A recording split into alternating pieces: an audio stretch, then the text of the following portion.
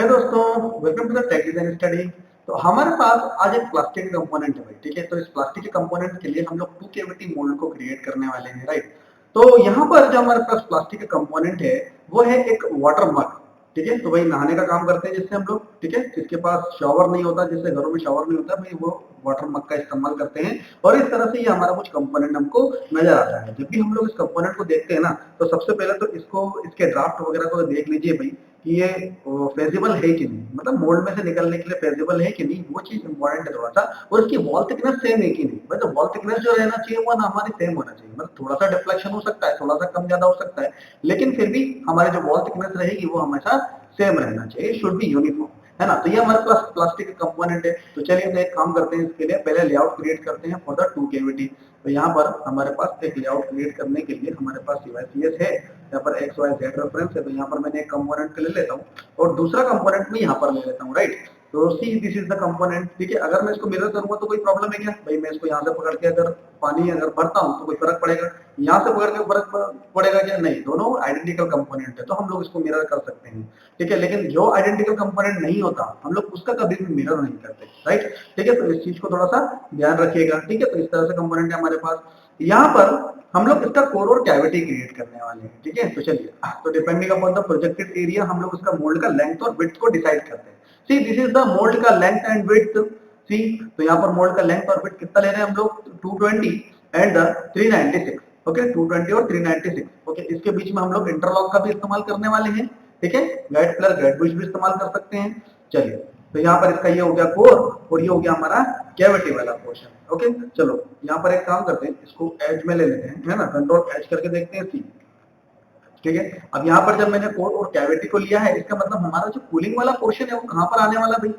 Cooling वाला portion देखिए, तो फॉर एग्जांपल कि मान के चलो ये वाली प्लेट हमारी स्टीपर प्लेट रहेगी, क्योंकि इस कंपोनेंट को हमको इजेक्ट करना है। कभी भी प्लास्टिक के मग वाले कंपोनेंट में देखना आपको कहीं पर भी वहां पर इजेक्टर मार्क नजर नहीं आएगा। इसका मतलब ये होता है कि भाई इजेक्टर मार्क नजर नहीं आ रहा है, मतलब यहाँ पर ये जो प्लेट है, ये पूरी प्लेट ही इसको इजेक्ट करने का काम कर रही है, ठीक है। तो ये पूरी जो कंप्लीट प्लेट है ना, वो इस मग को इजेक्ट करने का काम कर रही है, ठीक है। तो मतलब ये हमारा जो अंदर वाला पोर्शन रहेगा, this is nothing but this is the inside वाला पोर्शन।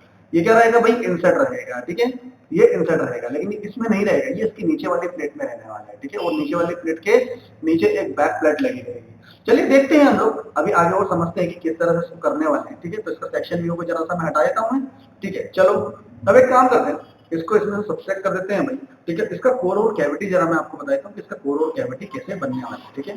देखो, तो यहाँ पर ये वाला जो पोर्शन आपको दिख रहा है, सी, यहाँ से तो ये जो पोर्शन है, ये वाला पूरा पोर्शन जाएगा कैविटी वाले, है ना, कैविटी वाले पोर्शन में जाएगा। अब इसके तो अंदर जो चीज दिख रही है आपको, ये पूरा का पूरा पोर्शन किसमें आने वाला है भाई? ये पूरा पोर्शन किसमें आने वाला है? कोर वाले पोर्शन में। इसका मतलब ये वाला जो पोर्शन है ना, इसके लिए हमको एक स्टेप क्रिएट करना पड़ेगा। We have to create a step, ठीक है, कोर वाले पोर्शन में, ठीक है। तो देखिए यहाँ पर ये जो पोर्शन आपको दिख रहा है, ये जो आपको, ये आपको डिप्रेशन वाला पोर्शन दिख रहा है ना, तो इसके लिए हमको एक स्टेप बनाना पड़ेगा, ठीक है। तो चलिए स्टेप इसके लिए क्रिएट करते हैं, ठीक है। और इसके लिए पिन पॉइंट गेटिंग सिस्टम हम लोग देने वाले हैं, पिन पॉइंट रनर का इस्तेमाल करेंगे।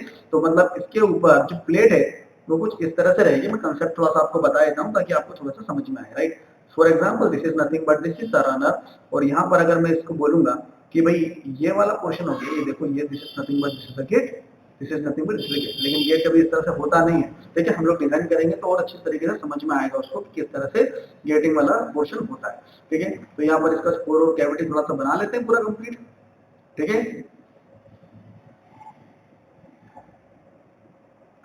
ठीक है। यहाँ से इस पे चले जाते हैं भाई, this is nothing but this is the step वाला पोर्शन जो मैंने आपको बताया था, दिस इज द स्टेप, है ना। थोड़ा सा और आगे करते हैं भाई इसको, यहाँ से, ठीक है। तो ये वाला पोर्शन क्या हो गया हमारा? स्टेप वाला पोर्शन। मतलब ये वाला जो स्टेप वाला पोर्शन है, जो अंदर वाला पोर्शन है, ये किसमें आ गया? स्टेप में हो गया।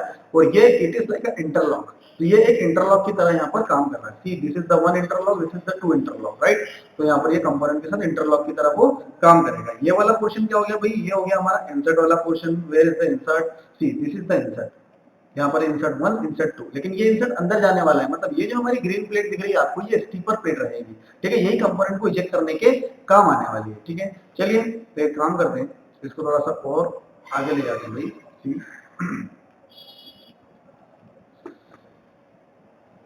ठीक है। यहाँ पर अब इसको मैं पूरा कंप्लीट बताता हूँ आपको थोड़ा सा, ताकि आपको समझ में आए कि किस तरह से इसका इंसर्ट इसके अंदर से निकलने वाला है, राइट। चलिए 1 मिनट, ठीक है। देखो ये this is the one insert, ठीक है। Again this is the second insert. Control H करके इसको एक बार देखेंगे तो किस तरह से दिख रहा है ये कुछ इस तरह से। तो ये वाला पोर्शन इंसर्ट हो गया और इसका आपको इंप्रेशन नजर आ रहा है अंदर साइड, राइट। सी, ठीक है। विदाउट कैलकुलेशन कभी भी मोल्ड को डिजाइन करना स्टार्ट नहीं कीजिएगा भाई। सी दिस इज द स्टेप, ठीक है। यहाँ पर ये वाला पोर्शन स्टेप है, ये हमारा इंप्रेशन वाला पोर्शन है, इसके अंदर मटेरियल भरने वाला है। मटेरियल कहाँ से भरेगा भाई? मटेरियल भरेगा यहाँ से, ठीक है। मटेरियल भराएगा यहाँ से ऊपर से आने वाला है मटेरियल, ओके। चलिए ये तो देखते हैं, लेकिन हम लोग उसको कोशिश करेंगे कि ये छोटा से छोटा बन सके, मतलब हम लोग इतना लंबा नहीं रखेंगे इसको। हम लोग कोशिश करेंगे भाई ये 10-12 mm तक का बहुत है, क्योंकि हम लोग ज्यादा मटेरियल को वेस्ट नहीं करेंगे, तो हम लोग उसको थोड़ा सा और ऑफसेट कर देंगे और नीचे लेके आ जाएंगे, राइट।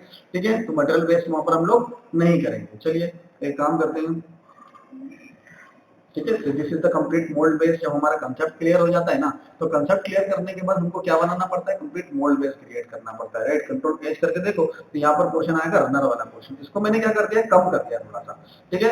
यहाँ से लेकर यहाँ तक का जो डिस्टेंस है ना, इसको मैंने कम कर दिया है, और यहाँ पर हमारा रनर वाला पोर्शन आने वाला है और ऊपर ये मेन रनर आने वाला है, ठीक है। चलिए तो मेन रनर के लिए हम लोग स्केच क्रिएट हम लोगों ने कर लिया है। यहाँ पर मैंने दिया ट्यूब वाला पोर्शन, सी ट्यूब, ठीक है। और यहाँ पर मैंने फिर से स्केच करता हूँ, ठीक है। और यहाँ पर जो हमारा मोल्ड बेस वाला पूरा पोर्शन है ना, इसके अंदर से पूरा का पूरा जो भी वो चीजें होती है, जैसे लोकेटिंग रिंग हुआ या फिर तो दूसरे जो चाइल्ड पार्ट्स होते हैं, उस चीज को हम लोग क्रिएट कर लेते हैं। भाई हम लोग चाहते हैं कम से कम इसके अंदर रनर का यूज करें, मतलब हम लोग मटेरियल को सेव करना चाहते हैं, राइट। चलिए कंट्रोल एच करके एक बार देखूं मैं किस तरह से नजर आने वाला है, ठीक है। लेकिन अभी इसका रनर वाला पोर्शन बाकी है। अब जब हम लोग इसके रनर को या गेट वाले सिस्टम को बनाते हैं, तो गेट वाला सिस्टम आपको कुछ किस तरह से नजर आएगा? 1 मिनट, चलो कंट्रोल एच करके देखो, see this is the gate, ठीक है। यहाँ पर कभी भी जो गेट होता है वो कभी भी इस तरह से नहीं होता कि वो सीधा हो। सीधे होने से क्या होता है कि यहाँ पर फोर्स जनरेट होगा, फोर्स जनरेट होने के कारण ये कुछ इस तरह से टूटेगा। हम नहीं चाहते कि ये इस तरह से टूटे भाई, हम चाहते हैं कि ये यहाँ से अलग हो जाए, पूरी तरह से यहाँ से अलग हो जाए, यहाँ से टूट जाए, है ना। दैट्स वाई हम लोग इसको इस तरह से करते हैं। तो यहाँ पर हम लोग डायमीटर कैलकुलेट करते हैं for the getting system, diameter, ठीक है। आप लोग जब कंप्लीट कोर्स करोगे तो अभी तक कंप्लीट कैलकुलेशन हम एक एक चीजें समझेंगे कि गेट का सिलेक्शन कैसे करते हैं depending upon the component projected area, या फिर कंपोनेंट की ज्योमेट्री के हिसाब से रनर का कैलकुलेशन कैसे करेंगे। ये जो रनर का ये है कैलकुलेटेड रनर, राइट। यहाँ पर ये चीज हम लोग कैसे डिसाइड करते हैं, मोल्ड की लेंथ और विड्थ को कैसे लेते हैं depending upon the injection moulding machine. यहाँ पर ये क्या है भाई? क्लैंपिंग स्लॉट है, ठीक है। तो ये टॉप प्लेट और बॉटम प्लेट वाला सिस्टम हो गया, राइट। चलिए अब इसको थोड़ा सा और कर लेते हैं कंप्लीट, है ना। तो यहाँ पर ये वाला जो पोर्शन है 1 2 3 4 5 एंड 6, ठीक है। चलो अभी यहाँ पर 2 प्लेटें और आने वाली है, मैं उन प्लेटों को अभी ले नहीं रहा, ठीक है। तो यहाँ पर मैं एक काम करता हूँ, सी तो this is nothing but this is the stripper, ठीक है। ये स्टीपर प्लेट है, स्टीपर प्लेट का कनेक्शन किससे है भाई? इजेक्टर ग्रेड से। Ejector grid is nothing but it is the combination of ejector plate and the ejector plate, ठीक है। चलिए तो एक काम करते हैं, ये देखो पूरा कंप्लीट 6 पिंस हो गई। अब इसको क्या कर दूंगा मैं? इसके अंदर बोल्टिंग कर दूंगा, ठीक है।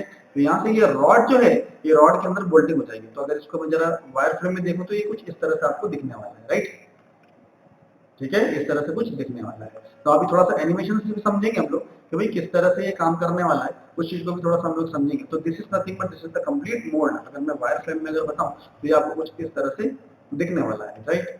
सी this is nothing but this is the top plate, sorry, top view, okay. This is nothing but this is the bottom view, okay. This is nothing but this is the side view, okay.